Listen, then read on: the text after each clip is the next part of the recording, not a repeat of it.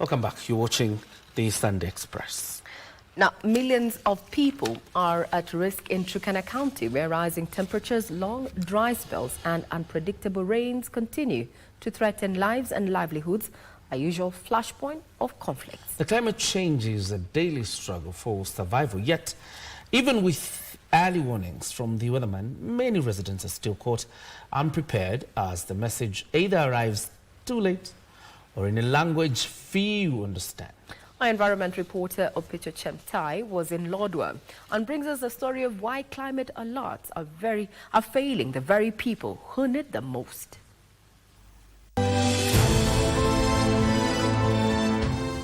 Under the scorching Turkana sun, life is a daily test of endurance.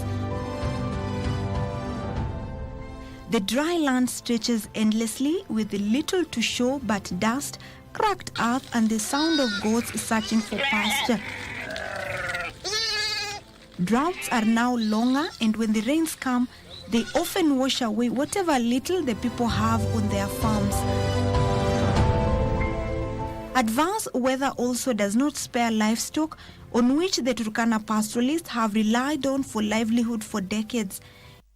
It is manifested, in the weather patterns, the heat stress that we are seeing, rising water levels in the seas and the lakes. So a lot is happening, and this is an indicator that climate change is real. Many media personnel do not have accurate information on the nexus between climate change, migration, mobility, and also conflict. Improved accuracy in weather and climate forecasting, supported by the Turkana people's indigenous weather knowledge, however, do not seem to prepare the locals well enough to cope with climate change. Kama sahi wanaishi karibu na River Tapa, kuna wenye wanaishi mahali penye ni flood area. Kila siku ilaga ikijaa wanakuwa affected. But hatujaisikia wakitangaza kwa radio watu wenye wanaishi kwa hii area evacuate, watafutiwe mahali fulani, mahali pazuri penye wanaweza kaa.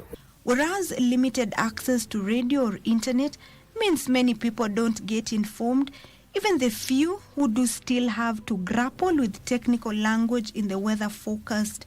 Sometimes huwa wanatuambia, saa zingine huwa tu watangazi. Unaona tu maneno tu, but sasa utafanya nini?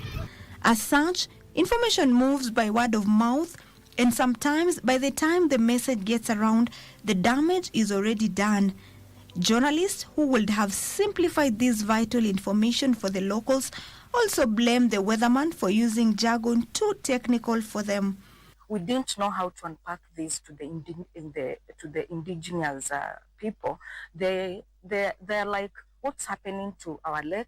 The lake is rising and all that. We didn't have the information to give them. We just saw it is climate, but what is causing it? Climate has really big words, okay? So initially before the training, it was really hard for me to report sometimes. Like I had to refer even to Google or some other people to at least get a simplified version or a meaning of a word. Community radio journalists are therefore working with Pan-Africa Kenya and Turkana County government to simplify, focus, and make them easier to understand. This is my first training so far on matters climate. And as a journalist who is currently focused on reporting climate matters, I believe it has opened my eyes and I know how to structure my stories. We've learned the various parts of reporting that we can do than what we've been doing in just the weather forecasting. I'm very much able to package my information and report it in the right way that it's supposed to be. Journalists form a critical part in this conversation. Having them on board is very urgent, and going forward, we are going to have more of such trainings like this one supported by Pan-Africa. Weather information therefore not only has to be timely, but must be in a format that the target audience will easily get the message for it to achieve its intended purpose.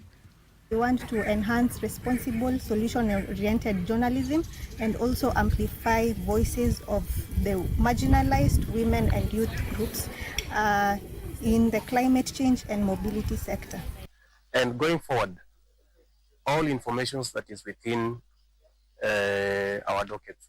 All information that is within our reach, we will make sure that it is available to them, so that it makes it easy for them to make reference and even to report accurately and ethically.